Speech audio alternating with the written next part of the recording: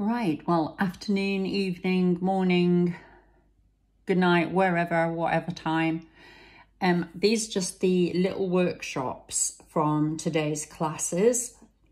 I've got my advert out here. Please notice Elemental Arts based in Telford, watercolour, oils, acrylics, art classes and workshops. Okay, thank goodness for that. Advert's over. Right, today we had a look at Christmas cards. So I'll just do a quick recap. The first thing that we were looking at is holly.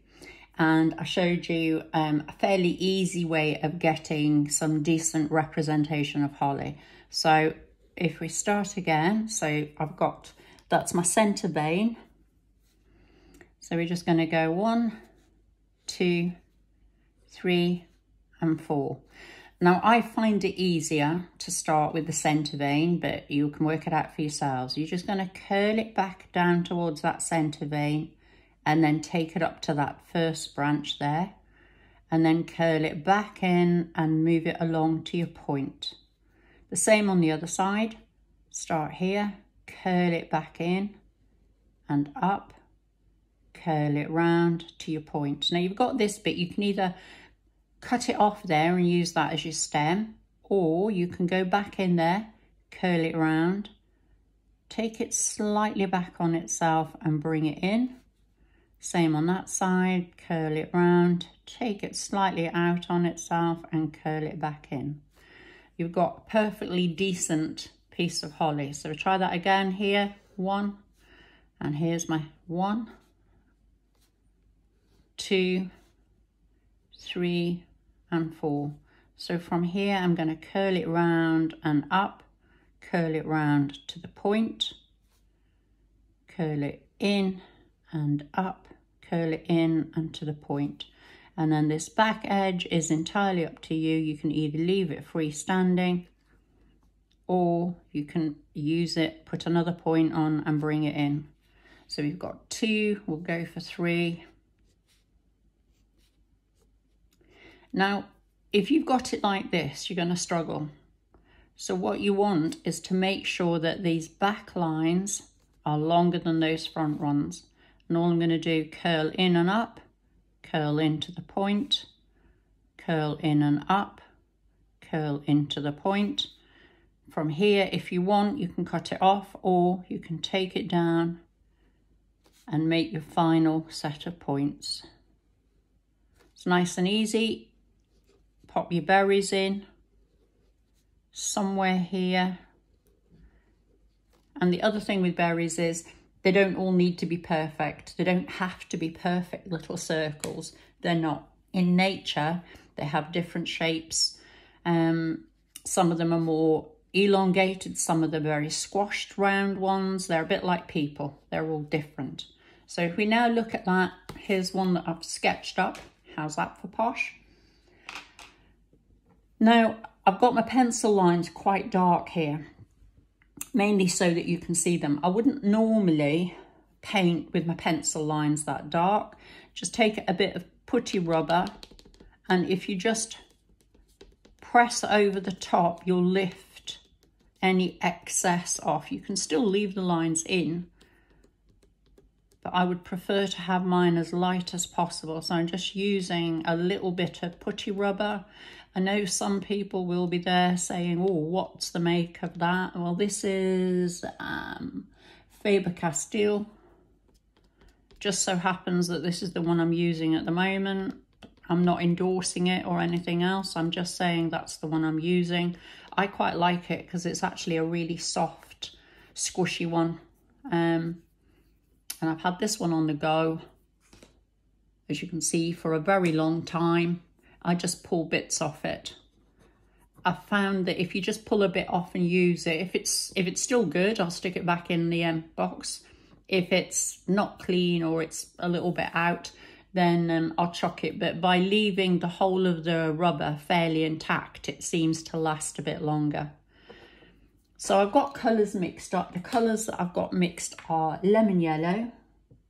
I've got some sap green, neat. Sap green with a little bit of ultramarine blue in.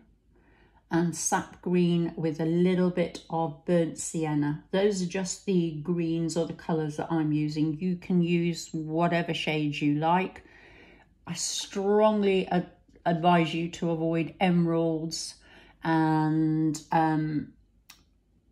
greens of that type, phthalo green, any of those, unless you're happy and comfortable to mix them with other colours. On their own, they're a little bit shocking and a little bit luminous. So the next thing when you're looking at a composition like this is decide which leaf goes under and which leaf goes over. So this leaf for me is clearly under. I'm just wetting the middle of the paper. I'm not too worried about all the points and the little twiddly bits. Paintbrushes, this is a rosemary, and it's a synthetic, and I couldn't tell you what size it is because it's worn off. I've also got a rosemary number 6. I've got an SAA number 12 flat, which I might use, and an SAA number 2 rigger, which I might use. So I'm going to go with the slightly smaller brush. Don't want it soaking, just damp. And I'm going to pick up some lemon yellow. Now I'm pushing or allowing this lemon yellow to bleed into the area that I've just wet. That's all I want it to do. I just want it to bleed through that area. It doesn't matter about the edges at this point in time. I'm just keeping that area nice and damp so that I've got time to pick up the other colours that I want. By putting the lemon yellow in, it gives me some really nice mixes without actually having to do all the work.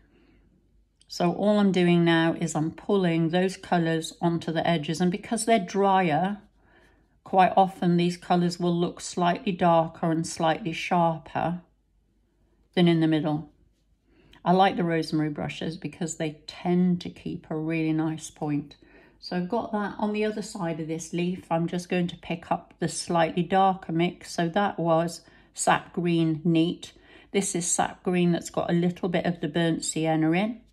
I'm just carefully going round the point of that leaf that's sitting on the top and then moving it all back around and back in. And because the paper's still damp, where I've had that yellow, it's allowing it to blend. And even though it might not look it, it's still continuing to blend. So I want that side to be slightly darker because there's another leaf sitting on top. So I'm just going to pick up slightly darker mix here. This is the sap green with some ultramarine blue in. Just pulling it through down here and there around the berries. Wash the brush off, sort of dry it off. And then I'm just going behind that so that I don't end up with really hard lines. Soften that away. And then I'm going to leave this to finish bleeding and going where it likes. You can, if you want, just go back in with a little bit of lemon yellow, just to add a bit of brightness back in on that side if you want to. Next petal or leaf I'm going to leave, and I'm going to go straight over to the opposite side. Again, I'm going to wet the paper, not get too bogged into the corners and things. And for this one, I'm just going to go into the mix of sap green that's got some burnt sienna in it, just so that you get some nice varieties on your colours. You can see where the paint's quite wet on this. And I'm going into the edges and just allowing it to bleed back towards the middle. I haven't really used any lemon yellow on this. There's only a small amount on there that's basically what was already in the brush. Because your paper's wet, you can afford to take your time and be quite careful getting the points in. And I'm going to pull this all the way down. And I'm just touching a tiny little bit of pure ultramarine blue here. But as soon as it touches onto the paper, because there's the light green mix and a little trace of yellow left in, just be careful not to have your paint too wet. And if you're adding new paint, remember it needs to be no thinner than the consistency of what you've already got on. I'm going to just put a slight little bit down here. These will all sort of dissolve away, but it'll give some nice finishes to it. So we've got that one. Normally, people know I don't go cleaning my brush every 2 minutes, but I thought I'd be posh today. So this is the biggest of the leaves, if you like. It's also right on top of that other one. So again, I'm just wetting it. I am going to add lemon yellow to this one. It's a nice crisp colour. People often describe it as being cold, but I think it depends how you're using it. And I'm going in with fairly neat sap green for this one. So I'm going to pull it in from those edges. You still need to work reasonably fast because you don't want the underpaint drying. But I'm not worried about filling in the entire area because the paint will runs back on itself, and it actually creates some really nice effects without you trying to do it all by hand. So here, just pulling these through to the points.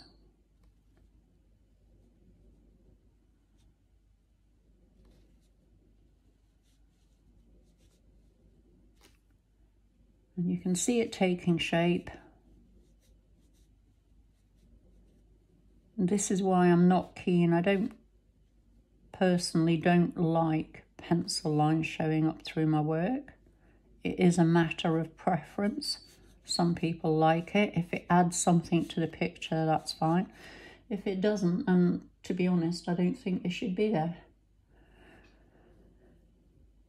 So down here, this little bit. Now I want to make sure that the colour I have going in here makes it clear that this sits on top of the other one. So it needs to be quite a bit warmer or quite a bit brighter than what's underneath. So all I'm doing is lightening this slightly with the side of the brush, taking some paint off and just making sure that it sits really nicely on top so that there's no speckling or no doubt about what sits where.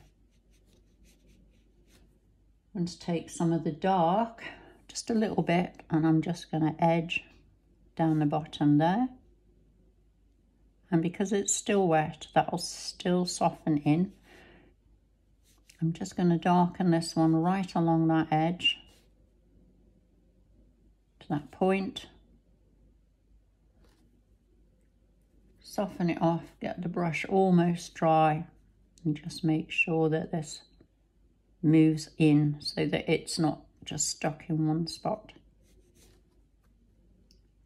I'm going to use the dark and just follow through slightly. And again, you don't need to have loads and loads of veins and things. With holly leaves, you don't really see them so clearly.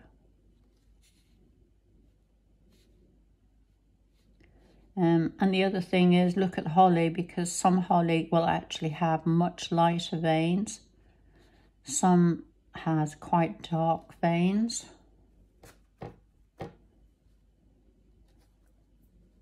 Just soften them a little bit. So all that you get left is just this trace.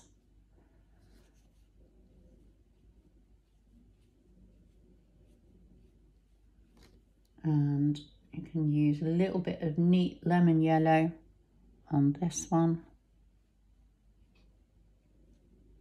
And lemon yellow, if it's still damp, will often chase other pigment out of the way. So berries, again, as you know, I quite like to have a bit of a coating of yellow on the berries before I start with the reds. Again, you need to work out what's on top and what's underneath. So for what's underneath, I'm going to start with them, and I'm just using a tiny little bit of the blue. So all I've got is a sort of dirty, am I allowed to say that? A dirty purple.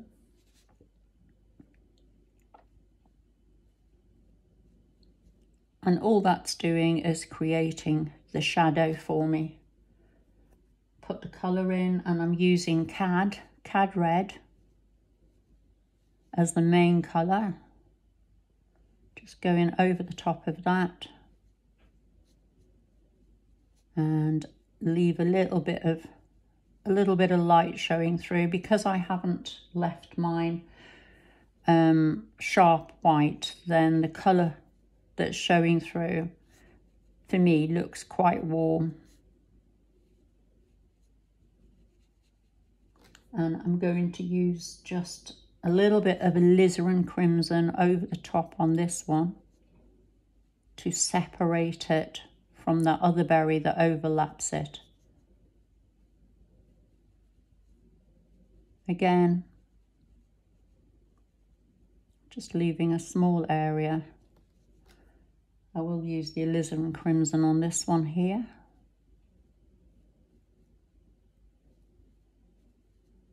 And you can do these wet into wet, you can do them wet on dry, you can build them up, you can do it any way you like really. I don't like it completely harsh like that, so I'm just lifting those back out. Moving on to the other berries.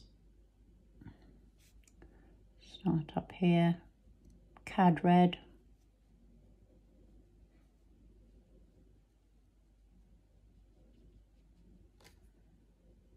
Alizarin crimson.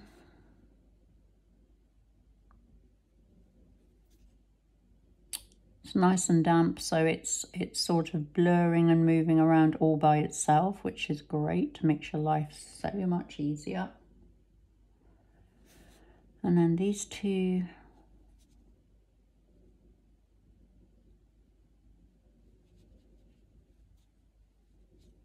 And this is quite a rich, almost creamy in consistency on this.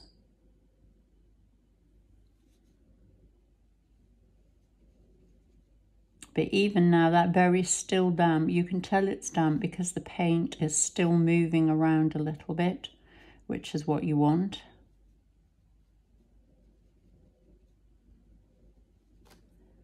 And just a little tiny bit of alizarin crimson. And now, let's get right in there. So all I'm going to do, clean my brush off again. And I'm just going to touch on that with a damp brush. I want to keep my highlight, but I don't want it to be so large and so stark. So just a damp brush. Soften that a little bit into it. But if you like the really bright, light look on your berry, go ahead and leave it in. It's a matter for you.